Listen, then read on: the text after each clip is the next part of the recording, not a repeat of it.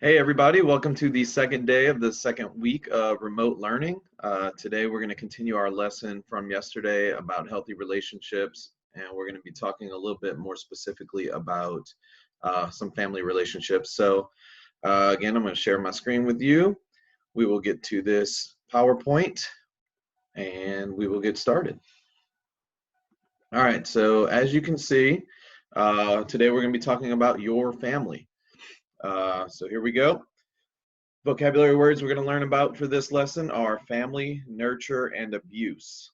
Okay, so family simply means the basic unit of a society. So a family is a smaller group that fits kind of usually within one home, but doesn't have to be that way. But it's the basic unit of society. It starts with family and then kind of branches from there.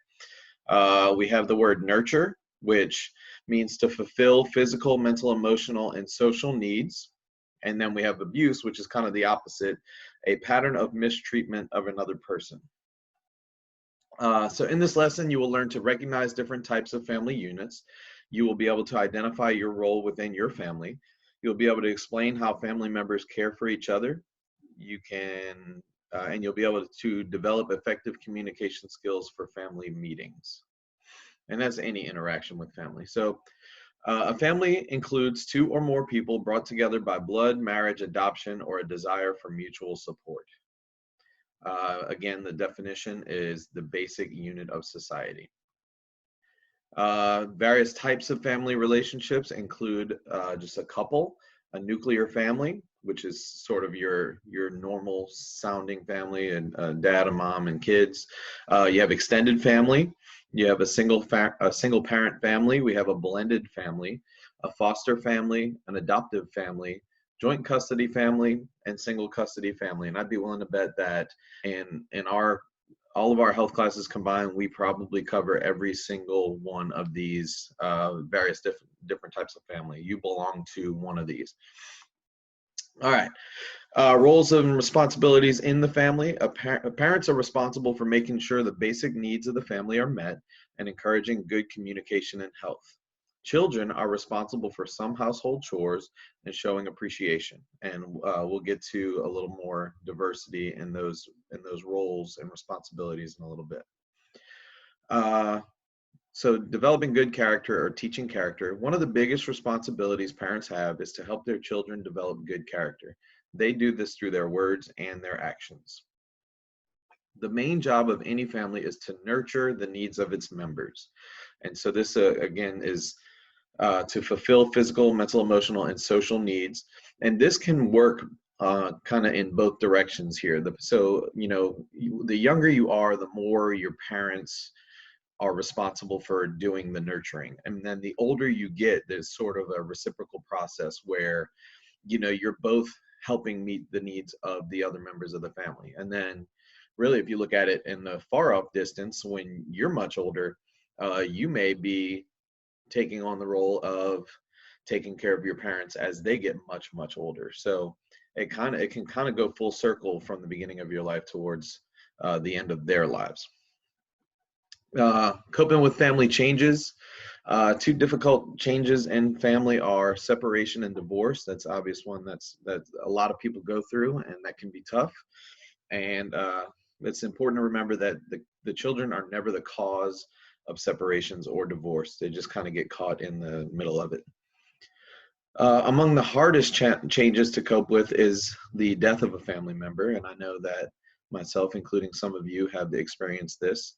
It's important to realize that expressing your feelings is an effective communication strategy for managing grief caused by disappointment, separation, or loss. So that's the entire unit for the PowerPoint.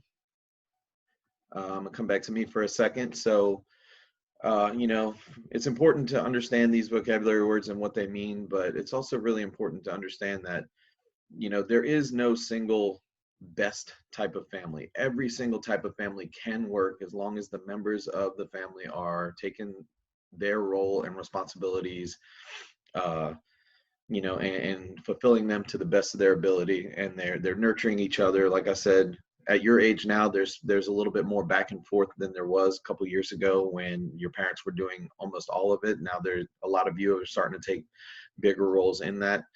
And that can include your, like grandparents or step parents and all that. So I wanted to share one more thing with you. And this one is going to be a scene from a movie, just like we did yesterday, but it's, let's see, I got to find it. It's,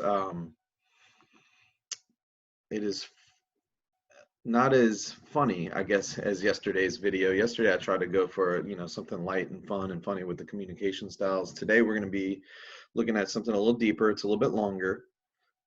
So watch closely, but you'll realize that this is not going to be your typical family. I'll give you a little bit of backstory. This is like basically like foster parents or adoptive parents that have taken 3 kids into their home.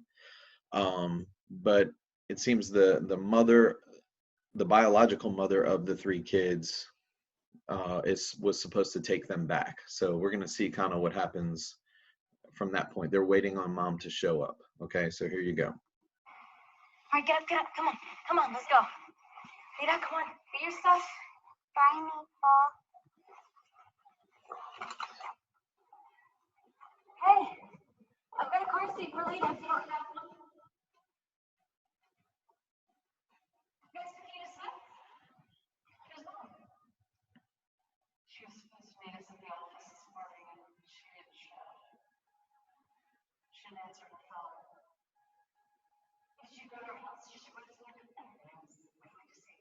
She was very ashamed. She said, no, she didn't. No, because why would she call the phones and in the words of communication stuff she didn't say. Your mom said you found out on the phone. What happened? So what? She felt she was being pushed into something that she wasn't ready for. No, I didn't push her. She's ready. Just let me talk to her, please, and then we can figure something out and she can take her home. Oh, I saw her. It was obvious. She's not coming back. Sweetie, we're so sorry.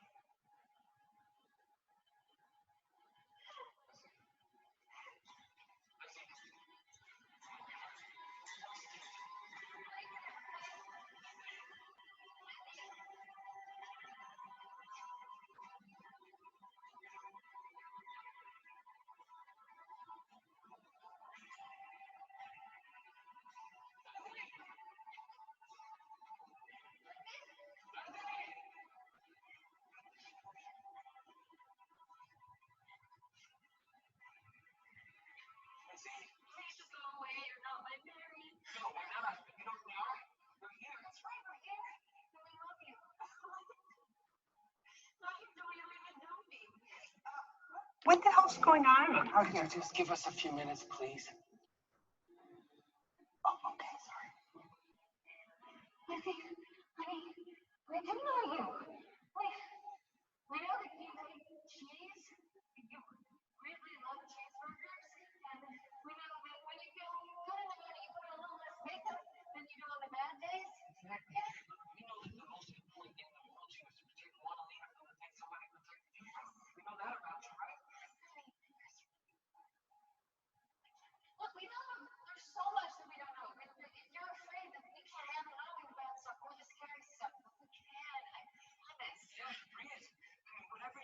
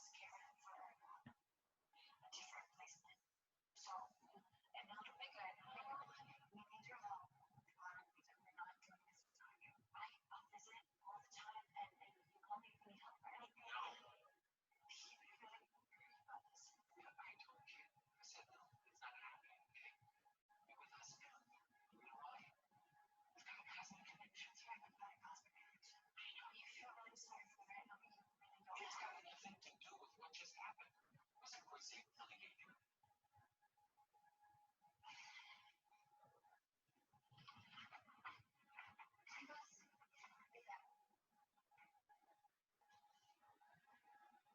Lizzie wants to ask me why we did this, why we took them in. I couldn't give her an answer at the time. We did it because something was missing in our life. We didn't know what it was. Like the swan we had. And what's easy. You see? You know what was missing, Lizzie? But now you're here and you are stuck with us. All right, so you know, I thought that was a interesting scene because, like I said, they're a family that, you know, they were trying to adopt. Obviously, the older sister Lizzie, you know, wanted to be reunited with her mother. She wanted her mother to be fit to be her mother and all that, and so there's a lot of emotion there. But I like this scene because it shows, like I said, the reciprocal nature of the parents nurturing the children when they need it, but also the children playing their role, not only in like Lizzie helping raise the younger siblings, but also in filling that hole that they talk about having had until they had them. So, you know, family being the basic unit of society, if they're nurturing of each other, it functions a whole lot better. And so it's important to communicate well with your family, with your siblings, with your parents. It's important to be able to use some of those communication skills that we talked about yesterday in resolving conflict and things like that, because you know it makes our basic unit of society stronger, which, you know, if we can all do that, then society gets stronger. So anyway, that was your lesson for today. What you're going to do for homework is I would like for you to go into the comments section, and I want you to just type in your thoughts on that scene, maybe how it might tie into your family or into other families that you've seen that maybe are a little bit unconventional. And you can even tie it in with a conventional family setting as well, in terms of how the family members communicate with each other and those types of things. So have a wonderful rest of your Tuesday, and I will see you tomorrow. Bye.